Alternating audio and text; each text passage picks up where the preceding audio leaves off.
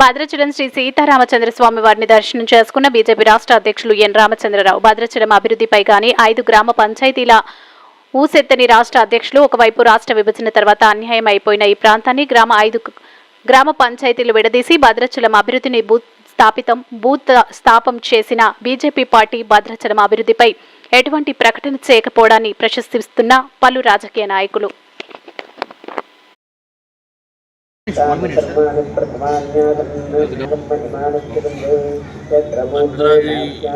రాముడి దగ్గర ఈరోజు మా జిల్లా అధ్యక్షుడు ప్రభాకర్ రెడ్డి గారు, మాజీ ఎంపీ గారు, రామనాయక్ గారు, ఇతర మా నాయకుడితో దర్శనం భద్రాద్రి రాముడి ఒక ప్రసిద్ధి అందరికీ తెలిసిందే.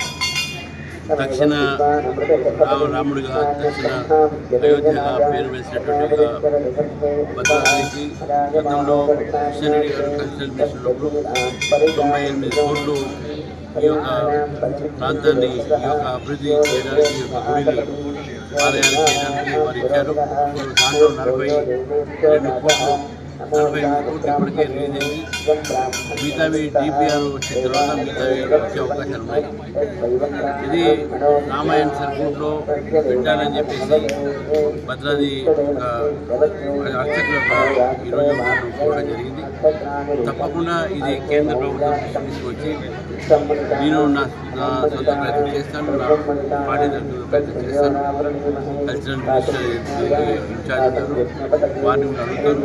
ఎందుకంటే ఈ యొక్క మనం మొన్న రీసెంట్గా జరిగిన పెద్దమ్మ గుడి దగ్గర కూడా జరిగినటువంటి ఒక అన్యాయం చూసాము. ప్రభుత్వం కేవలం ఓట్ బ్యాంక్ పాలిటిక్స్ ఒకటే మనం గుర్తుంచుకోవాల్సి ఏంటంటే మనం చరిత్ర మర్చిపోవాలి.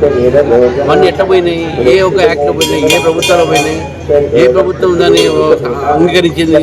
మీరు ఈ ప్రశ్న ఏదో మేము వచ్చిన తర్వాత పాత ప్రభుత్వం తీసుకున్న నిర్ణయాన్ని మనం ముందు పెట్టినాం అంతే. అదే భారతీయ జనతా పార్టీ ప్రభుత్వం చేసింది కాదు. నేను చెప్తానండి, ఇవన్నీ కూడా గతంలో కాంగ్రెస్ పార్టీ బిల్ తీసుకొచ్చినప్పుడు ఇవన్నీ చేశారు. చేసిన తర్వాత దాన్ని సపోర్ట్ చేసింది బీఆర్ఎస్. ఎందుకంటే తెలంగాణ రావాలని తొందరగా చేశారు. ఇప్పుడు ఆ ఒక వాళ్ళు చేసే పాపాన్ని మా మీద తోసేట్లా. కానీ మీరు చెప్పినటువంటి ప్రస్తావన మంచి ప్రస్తావన. దానిపైన డెఫినెట్గా ఇక్కడ ఉన్నటువంటి మనోభావాలు ఏదున్నాయో, దేవాలయాల భూములు ఇతర రాష్ట్రాల్లో పోయినాయి కాబట్టి దాని మీద నా వంతు ప్రయత్నం డెఫినెట్గా చేస్తాను.